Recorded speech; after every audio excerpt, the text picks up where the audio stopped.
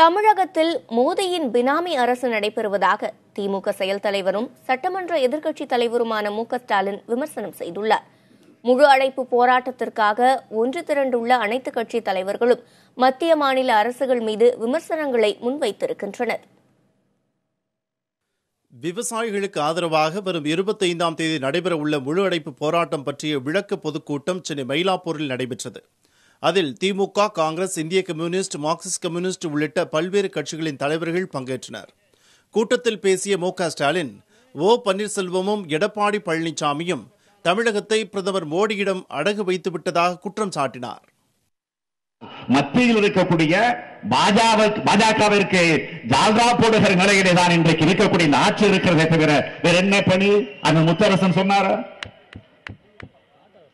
எதிர்க்கட்சி தலைவர் பினாமி அரசு என்று சொல்லுகிறார். இனிமேல் அப்படி சொல்லாதீர்கள். மோடியினுடைய பினாமி அரசு என்று சொல்லுங்கள் என்று ஒரு முறை அல்ல, இனிமேல் நான் தொடர்ந்து அதைத்தான் சொல்ல போகிறேன். அதை சொல்லிக்கொண்டே தான் இருக்க போகிறேன். பிரதமர் மோடி பொய்யான வாக்குறுதிகளை மட்டுமே தந்து கொண்டிருப்பதாக தமிழ்நாடு காங்கிரஸ் கமிட்டி தலைவர் திருநாவுக்கரசர் புகார் தெரிவித்தார். எல்லாமே போய்தான், அறிவித்த எதுவும் நடைபெறவில்லை. வெளிநாடுகள் போகிற போதெல்லாம் லட்சக்கணக்கிலே ஒப்பந்தமானது, லட்சக்கணக்கான கோடிகள் என்கிறார்கள். அந்நிய நாட்டினுடைய முதலீடு FDI, ஃபாரின் டைரக்ட் இன்வெஸ்ட்மெண்ட் இந்தியாவிற்கு வருகிறது. அதற்கான ஒப்பந்தத்திலே மோடி கையெழுத்திடுகிறார் என்கிறார்கள். ஆனால் இந்த 3 ஆண்டிலே தமிழ்நாட்டிற்கு ஒரே ஒரு கோடி கூட தொழிலுக்காக, தொழில் வளர்ச்சிக்காக முதலீடு செய்யப்படவில்லை. விவசாயிகள் பிரச்சினைகளுக்காக திமுக தலைமையில் அனைத்து கட்சிகளும் அணி திரண்டிருப்பது நல்ல தொடக்கம் என திராவிடர் கழக தலைவர் கி. வீரமணி தெரிவித்தார். இந்த அணி தமிழ்நாட்டின் உரிமைக்கு குரல் கொடுக்கக்கூடிய உரிமை பாதுகாப்பு பேரணியாகும். எனவே இந்த அணியினுடைய ஒற்றுமைதான் எதிரிகளுக்கு பாடமாக திகழ வேண்டும். நேரடியாக வந்தாலும் சரி, கொல்லைப்புற வழியாக வந்தாலும் இந்த மண்ணை எந்த கொம்பனும் காயுமயமாக்கிவிட முடியாது. தமிழக அமைச்சர்களை பிரதமர் மோடி ஆட்டுவித்துக் கொண்டிருப்பதாக இந்திய கம்யூனிஸ்ட் கட்சியின் மாநில செயலாளர் முத்தரசன் குற்றம் சாட்டினார். குரங்காட்டுறத மாதிரி ஆட்டிட்டு இருக்காரு மோடி. இருக்கிற மந்திரிகள் கூட ஏன் பயப்படுறாங்கன்னு தெரியல. எல்லாம் சரண்டர். அண்ணா திராவிட முன்னேற்ற கழகம் என்கிற பெயரால் பாரதிய ஜனதா கட்சி தமிழ்நாட்டில் ஆட்சி நடத்தி கொண்டிருக்கிறது. அதிமுக ஆட்சி இல்லை, இப்போ அது முடிஞ்சிருச்சு. பாரதிய ஜனதா கட்சி ஆட்சி நடத்தி கொண்டு இருக்கிறது. அதன் காரணமாகத்தான் மத்திய அரசாங்கம் துரோகம் செய்கின்றது.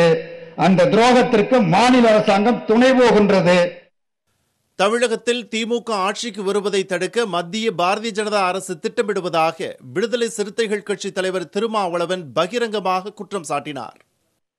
இந்த சூழலை, அசாதாரணமான சூழலை, ஜெயலலிதா அம்மையார் இல்லாத தமிழக சூழலை அனைத்திந்திய அண்ணா திராவிட முன்னேற்ற கழகம் எந்த நேரத்திலும் பலவீனப்பட்டு உடைந்து சிதறும் என்கிற ஒரு சூழலில் தமிழகத்தில் மீண்டும் திராவிட முன்னேற்ற கழகம் ஆட்சியை கைப்பற்ற விடாமல் தடுக்க வேண்டும் என்கிற எண்ணத்தில் புதுதில்லியில் இருப்பவர்கள் திட்டமிட்டுக் கொண்டிருக்கிறார்கள் என்பதை நாம் நினைவிலே வைக்க வேண்டும். தாகத்திற்கு தண்ணீர் கேட்டால் மேகத்தை கைகாட்டுகிற அரசுதான் மத்தியிலும் மாநிலத்திலும் உள்ளதாக மார்க்சிஸ்ட் கம்யூனிஸ்ட் கட்சியின் மூத்த தலைவர் சவுந்தரராஜன் விமர்சனம் செய்தார். எப்படி வேண்டுமானாலும் எங்களுக்கு அரசியல் சாயம் பூசுங்கள், இது தேர்தல் அணி என்று சொல்லுங்கள், வேறு அணி என்று சொல்லுங்கள், எப்படி வேண்டுமானாலும் எங்களுக்கு வண்ணம் பூசுங்கள். ஆனால் தமிழக மக்கள் நலன், தமிழக விவசாயிகள், ஏழை எளிய மக்களுடைய நலன், அதற்காக நிற்போம் என்பதிலே இந்த அணி உறுதியாக முன்னோக்கி நடைபோடும்.